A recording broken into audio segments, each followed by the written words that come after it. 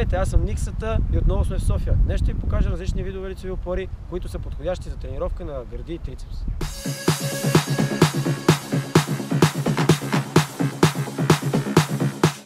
Лицевата опора е основно упражнение, натоварващо цялата горна част на тялото, но основно гърдите, трицепса и рамото.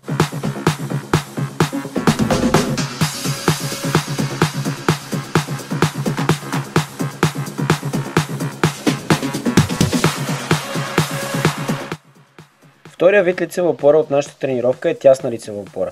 Тя натоварва основно трицепса, което я прави подходяща за тренировка за ръце. Станете в стойка за лицева опора, като ръцете ви трябва да са разтворени с ширината на раменете. Погледът трябва да сочи напред и таза да е вдигнат нагоре. Започнете да свивате лактите си, като внимавате да бъдат плътно прилепени до тялото. Следващия вид лицева опора е диамантена лицева опора. Тя също натоварва основно трицепса. Застанете в стойка за лицева опора. Сближете дланите на ръцете ви, докато пръстите не се докоснат. Образувайте с пръстите на ръцете ви триъгълник, като този триъгълник трябва да е точно под нивото на гърдите. След това започнете да сгъвате лактите си, като погледът трябва да е напред и тазът да е вдигнат нагоре. Спрете сгъването на лактите, като гърдите ви докоснат триъгълника и след това изпънете лактите. Вземете стойка за лицева опора, като ръцете ви трябва да са малко по-широко разтворени от ширината на раменете. Погледът трябва да сочи напред и таза да е вдигнат нагоре. Започнете да сгъвате лактите, като по време на сгъването им започнете да се наклоняте към едната ръка. След това изпънете лактите и повторете същото към другата ръка.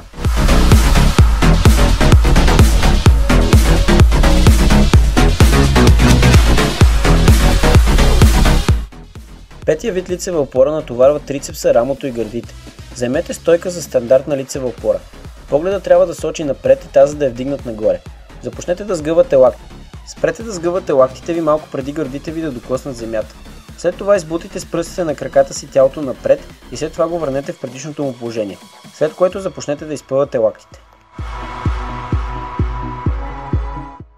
Следващата лицева опора натоварва основно гърдите. Вземете стойка за лицева опора, като ръцете ви трябва да са широко разтворени и пръстите да сочат навън. Погледът трябва да сочи напред и таза да е вдигнат нагоре. Започнете да сгъвате лактите, като внимавате те да сочат навън. Спрете да ги сгъвате, като гърдите ви докоснат земята. След това започнете да изправяте лактите ви.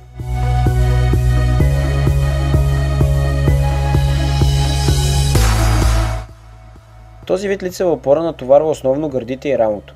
Вземете стойка за нормална лицева опора.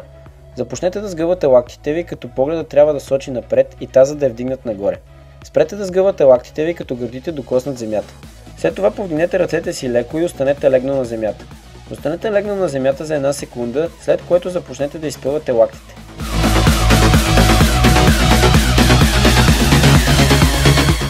Последният вид лицева опора натоварва рамото, трицепса и гърдите. Застанете в стойка за познатата вече от вас нормална лицева опора. Започнете да сгъвате лактите, като едновременно с това сгъвате коляното на единия ви крак към лакътя на ръката. Погледът трябва да е насочен към страната, на която е вдигнатото ви коляно.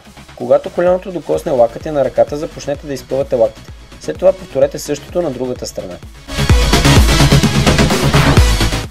След всяка тренировка трябва да се разтегнат натоварените мускулни групи. В нашия случай раменете, гърдите и трицепса. Намерете основа, за която да се хванете с едната ръка. След като се хванете, изпънете хубаво ръката, като тялото трябва да е насочено напред. Задържте до 30 секунди, нищо че в клипа е показано по-за кратко. След това се хванете с другата ръка. След като разтегнем гърдите и рамото, започваме с разтягане на трицепс. Сгънете ръката ви зад врата и с другата се хванете за лакътя. След това бавно се наклонете на противоположната страна на вдигнатата ви ръка и задържте до 30 секунди. И след това сменете ръцете.